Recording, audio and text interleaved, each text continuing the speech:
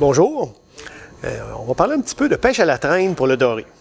Moi, chaque année, je guide dans le cadre de mes activités plusieurs pêcheurs, puis j'ai encore des gens qui sont très surpris quand ils me voient sortir des poissons nageurs pour pêcher le doré. Les gens se disent « Ah oui, on va prendre des dorés avec ça? » Pour beaucoup de gens, la pêche au doré, c'est de la pêche à la jig.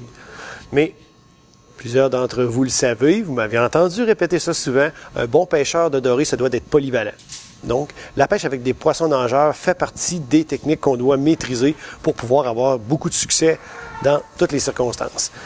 Moi, la principale indication que j'ai quand on parle de pêche aux poissons nageurs, c'est le vent. Si j'arrive sur l'eau, puis je vois que c'est venteux, puis il y a une vague de taille moyenne ou grande, automatiquement, je pense poisson nageur. C'est des circonstances où la pénétration de la lumière dans l'eau est beaucoup moindre. Le doré devient actif, devient en chasse. Dans ce temps-là, on veut un leurre qui couvre beaucoup de terrain et qui est bruyant. C'est exactement ce qu'on va avoir avec un poisson nageur. De nos jours, la plupart sont munis d'une chambre de résonance avec des billes. Ça aide à le rendre plus bruyant. Puis en plus, évidemment, il y a les vibrations du poisson. Celui-là que j'ai en main, c'est un Flicker Shad. J'en parle beaucoup depuis 5 ans parce que c'est vraiment le poisson nageur qui me fait prendre le plus de dorés chaque année. Sauf que tout ce que je vais parler dans les prochaines minutes s'applique avec n'importe quel autre poisson nageur. D'accord?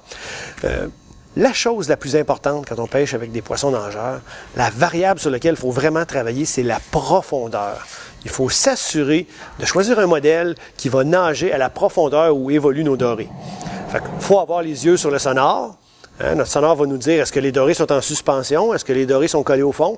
Quand ils sont collés au fond, évidemment, c'est très facile. Il s'agit simplement de faire descendre notre poisson nageur suffisamment creux pour qu'on le sente cogner le fond. Puis là, évidemment, les dorés, à ce moment-là, vont pouvoir s'en saisir. Si c'est entre deux eaux, bien là, à ce moment-là, ça peut devenir plus embêtant. Si, par exemple, j'ai en main, comme le nouveau Flicker Minnow, un poisson nageur qui, disons, descend environ une vingtaine de pieds, puis là, je vois mes dorés dans 14 pieds. Là, j'ai un problème, il descend trop creux, mon leurre. Ce que j'utilise à ce moment-là, moi, pour avoir du succès, c'est ce qu'on appelle des tables de plongée. Ça, vous pouvez trouver ça sur Internet pour la plupart des modèles de poissons nageurs. Donc, j'en ai une ici en main. Ça va me dire, en sortant telle longueur de fil, mon poisson nageur va descendre à telle profondeur. Fait que de cette façon-là, je suis en mesure, même si mon poisson nageur évolue normalement dans 20 pieds, je suis en mesure de le faire descendre dans 14 ou 15 pieds où j'ai vu les dorés. Fait que ce qu'on essaie de faire, c'est de le descendre au niveau des dorés ou légèrement au-dessus. Parce que le champ de vision du poisson est légèrement orienté vers le haut. Donc, c'est ce qu'on cherche à faire. Une autre question qu'on peut se poser aussi quand on pêche avec des poissons nageurs, c'est est-ce qu'on doit donner de l'action au leurre avec notre canne à pêche?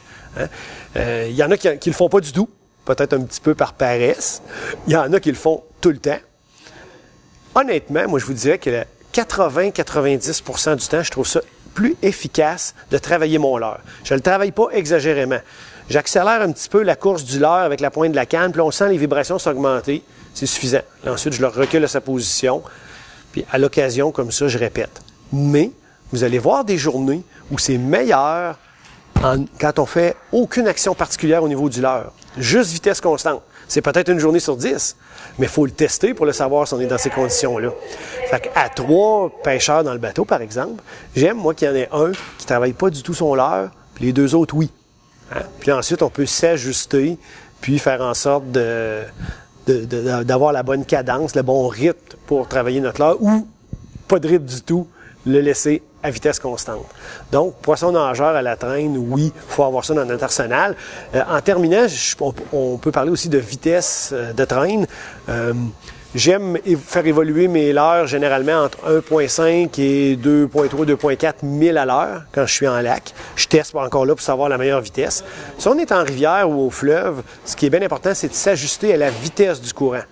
Plus le courant est rapide, plus je ralentis ma vitesse de traîne.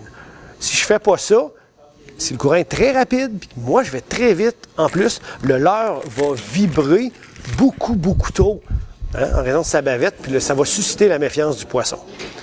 Bon, si le courant est plus lent, là je peux me permettre d'aller un peu plus vite pour faire bien travailler mon leurre. Puis, une autre question que les gens se posent, est-ce qu'on traîne dans le sens du courant ou à contre-courant? Moi, je dirais que 70-75% du temps, j'ai une préférence pour en remontant le courant.